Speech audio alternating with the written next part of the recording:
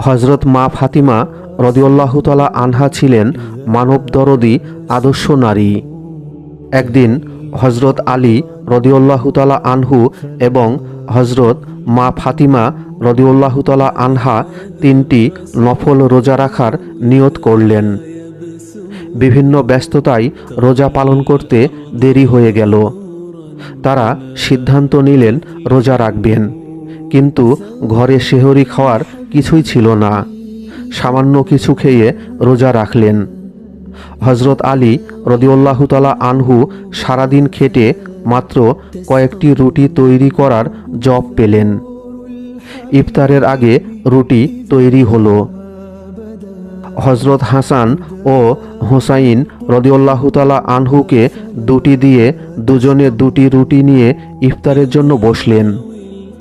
এমন সময় এক মিসকিন এসে করুণ সুরে কাঁদতে কাঁদতে বললেন, ঘরে কে আছো গো? আমি কয়েকদিন খাওয়া পাইনি, ক্ষুধার জ্বালায় আমার জীবন যাচ্ছে, থাকলে কিছু দিন। হজরত আলী রাদিয়াল্লাহু তাআলা আনহু কিছুই বললেন না, কারণ মা ফাতিমা রাদিয়াল্লাহু তাআলা আনহা তো না খেয়েই রোজা রেখেছে। হজরত মা ফাতেমা রাদিয়াল্লাহু তাআলা আনহা হজরত আলীর দিকে তাকিয়ে মুস্কি হেসে বললেন, আপনি যদি রাজি হন তাহলে এ অসহায় মিসকিনটাকে রুটি দিয়ে আমরা সবর করি। আল্লাহ তাআলা কোরআনে ইরশাদ করেন, কেউ চাইলে তাকে ফিরিয়ে দিও না।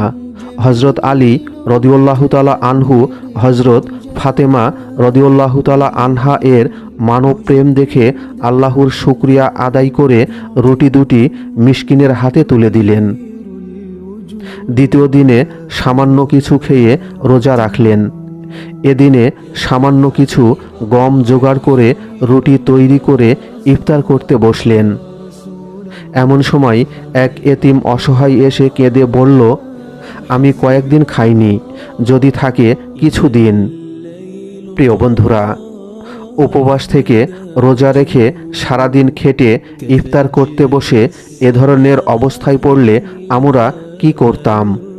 আহলে বায়াত রাসূলের চরিত্র ও ধৈর্য ছিল উম্মতের জন্য অনুকরণীয় আদর্শ। হজরত মা ফাতিমা রাদিয়াল্লাহু তাআলা আনহা বললেন, আল্লাহর ওয়াস্তে চেয়েছে আমরা ধৈর্য ধরি, রুটি তাকে দিয়ে দিন। হজরত আলী রাদিয়াল্লাহু তাআলা আনহু রুটি দুটি তাকে দিয়ে দিলেন। তৃতীয় দিনও সামান্য কিছু খেয়ে রোজা রাখলেন। 3 দিনের উপোস থাকার পর হজরত আলী রাদিয়াল্লাহু তাআলা আনহু আর চলতে পারছেন না। তারপরও অনেক কষ্টে কিছু জব পেলেন। রুটি তৈরি হলো। 3 দিন পর ক্লান্ত শ্লান্ত অবস্থায় ইফতার করতে বসেছেন। এমন সময় একজন কয়েদি না খেয়ে কাঠ হয়ে গেছে।